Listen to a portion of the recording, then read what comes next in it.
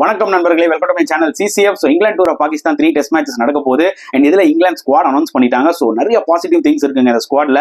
என்னன்னு கேட்டீங்கன்னா, Ben Stokes comeback ஆயிட்டார் இன்ஜுரியில இருந்து. ஸோ ஆஸ் அ கேப்டனா, ஆஸ் அ பிளேயரா, he always gives immense value to the team. அதுல எந்த டவுட்டுமே கிடையாது. அண்ட் ஜாக் கிராலியும் இன்ஜுரியில இருந்து ஸ்குவாடுக்குள்ள வந்திருக்காரு. இது ஒரு மிகப்பெரிய பிளஸ். அண்ட் ஜாக் லீச் அவங்களோட பிரீமியர் ஸ்பின்னர், அவர் இன்ஜுரியில இருந்து பாத்தீங்கன்னா கம்பேக் கொடுத்திருக்காரு. ஸோ இங்கிலாந்தோட ஸ்குவாடை பார்க்கும்போது செம ஸ்ட்ராங்கா இருக்குங்க. அதுல எந்த டவுட்டுமே இல்ல.